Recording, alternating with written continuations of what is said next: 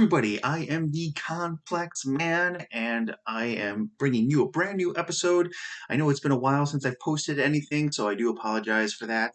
I did make a short video explaining why it has been some time before I had posted anything, so I'll be sure to clip that video in the end of the end screen so that you guys can take a look and see for yourself.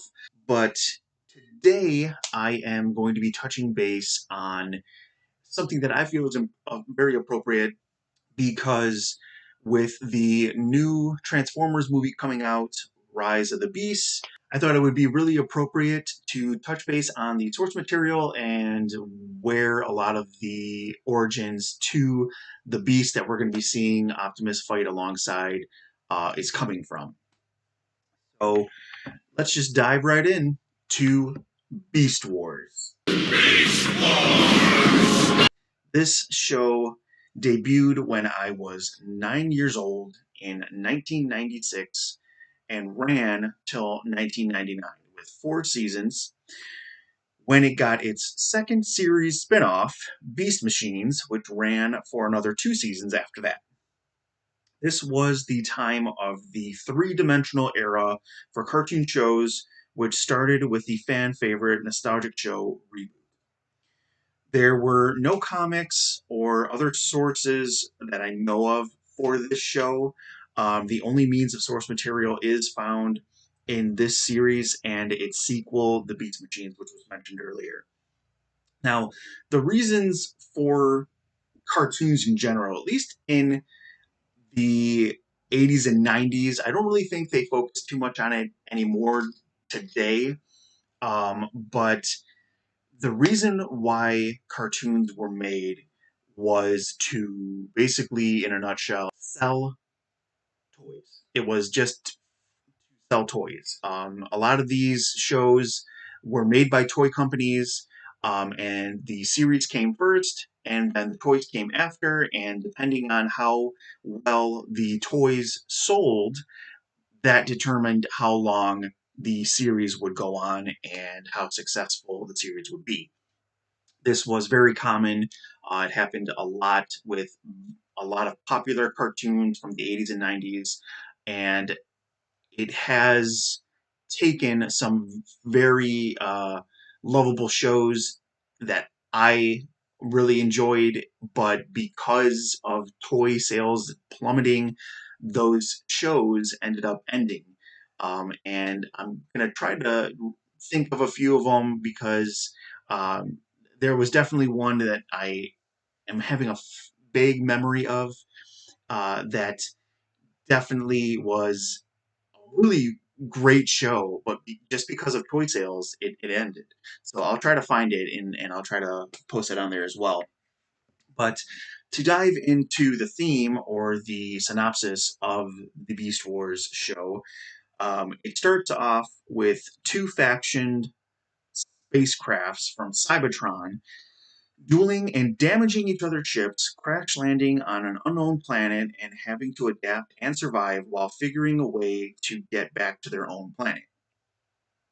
The factions, of course, are the Maximals, descendants of the Autobots, and the Predacons, descendants of the Decepticons. Um, it's hilarious because they actually had somebody do a synopsis on this for when I went to go see a movie recently, and they mentioned the Terrorcons, and from what I can remember, since I grew up with the show and I watched every episode, I even own the box sets. There was no mention of Terracons. So I don't know where they pulled that name from, but way to go for failing. Back to the actual synopsis. This was the setting for this show is actually 300 years after their ancestors' war, which were the Autobots and the Decepticons. This show is very similar to the original Transformers by means of the robots having to take scans of certain things to conceal their identities. In the original Transformers, it was machines, but in this version, being on a prehistoric planet, they had to scan organic life forms in order to survive their stay on the planet that they were stranded on. Too much energon. Field readings are off the scale. Continued exposure to robotic forms will result in permanent damage. Anything from insects to mammals to aquatic life or even dinosaurs.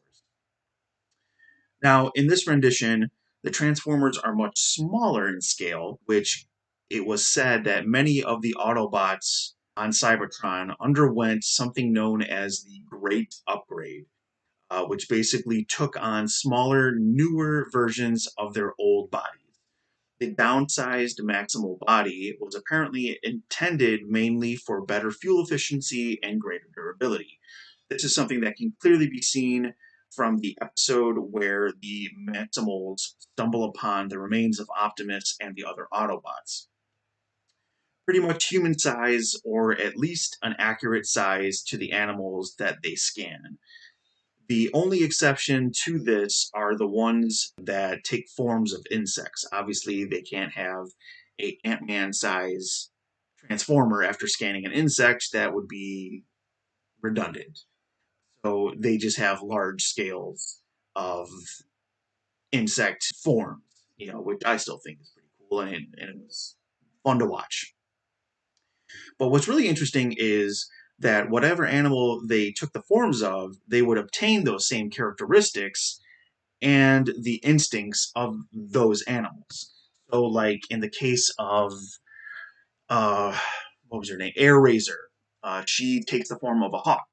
So she is able to have the super accurate sight that a natural hawk has. Or Cheetor, who takes the form of a cheetah and is able to have the speed, stamina, and endurance that a cheetah has. Or in the other case of Depth Charge, which was one of my favorite characters, he becomes a stingray, and because of that, he is obviously able to live on in the water and sustain life for long periods of time underwater and kind of stuff.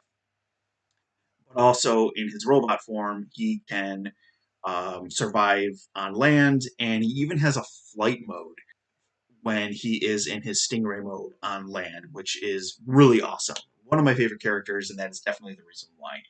Now, to compare to the film adaptation that we're getting, the one thing that I'm not too happy about is the way that they are yet again not following the source material.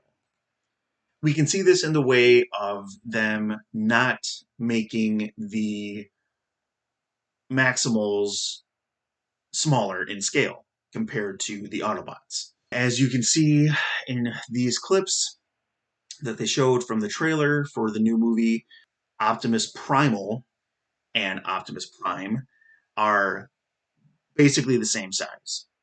And they don't look like animals, they actually look like mechanic animals. And they're huge. So that is something that maybe I'm nitpicking at, but that is definitely something that bothers me about this movie. I feel like if they were going to introduce the Maximals and the Predacons into live action movies, they should have given them their own series and then had a crossover with the Autobots and the Decepticons. Just left it at that and let them establish themselves, do things accurately. I would have much rather preferred to see a spot-on, accurate adaptation of the source material, like I always say in all of my reviews, but it doesn't look like we're going to get that with it, so I hope it's going to be well. This was something, a show that was really a part of my childhood, so I am eager to see it, but then there's that age-old saying, don't meet your heroes because you're going to be let down, so I hope that it doesn't let me down for something that is really near and dear to my childhood. But that is going to be it on my take for the show Beast Wars. Really small, really simple show. They weren't doing anything special. It was just good guys, bad guys get into problems. They have some comedy in between, and it was just an all-around good show. Just there to entertain kids and sell toys. So, you guys know this show? Have you watched it before? Did you have any of the action figures? Because I know I had a lot of them. I had probably around, oh man, I can't even remember how many I had, but if you were to ask anybody in my family, you would know that they were super popular when I was a kid.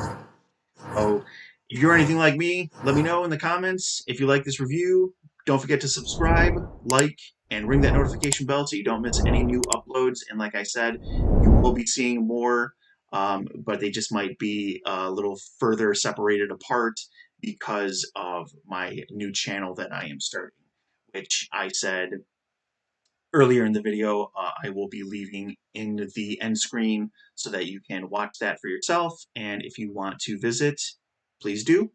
And I will see you guys in the next one. Have a good one.